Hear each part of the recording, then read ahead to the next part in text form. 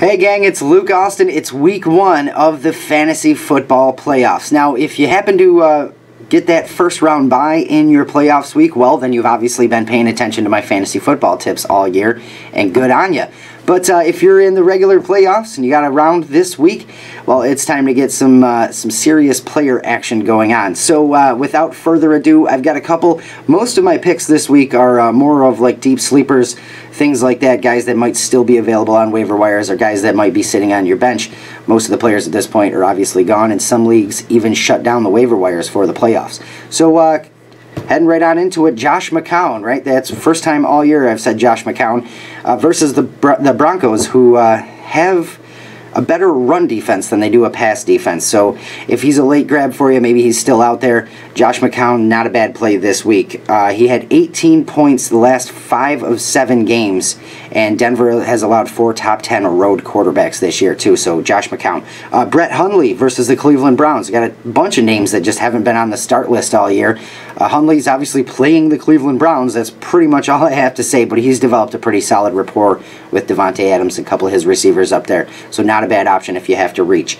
Moving on to running backs, Alfie Morris versus the Giants. Cowboys-Giants rivalry gets back to it this Sunday. Both teams are in really weird places, so who the heck knows what's going to happen there. But Alfred Morris could put up a decent day versus the Giants. He's gotten himself going a lot in the last couple of weeks.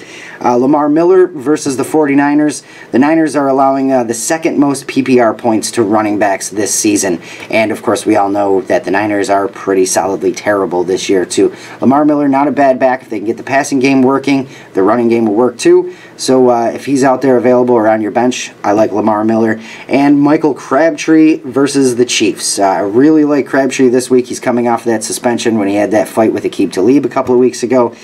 But he's been the Raiders' best wide receiver all year, and the Chiefs are allowing the second most PPR points to wide receivers. So if Crabtree's an option for you, go with that. And Sterling Shepard from the Giants. The Cowboys' secondary has been pretty bad all year. Sterling Shepard is probably their best option. I don't think he's a bad play this week. I think he might actually even get in the end zone as well. So moving on to sits for this week. Sit down Blake Bortles. He's had a couple of decent weeks the last 2 or 3 weeks, but that ain't going to continue, especially against a really tough Seahawks defense. So sit Blake Bortles.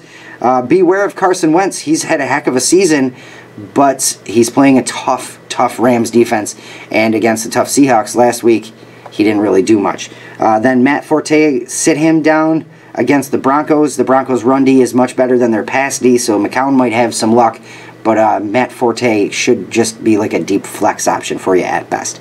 And finally, Jordy Nelson, sit him down versus the Browns. Nelson had 5 catches for 17 yards last week, and that's his biggest week since the last time Aaron Rodgers played. So Brett Hundley and him not really on the same page. Avoid Jordy Nelson if you can. That should help you avoid taking a 0 or some really low-scoring points. So there you have it. It's week 1 of the fantasy football playoffs. I'm still alive in my leagues. I hope you are too. Either way, I'll be back for you for week 2 of the playoffs next week. You can send me your questions at luke@bigfrog104.com. Good luck.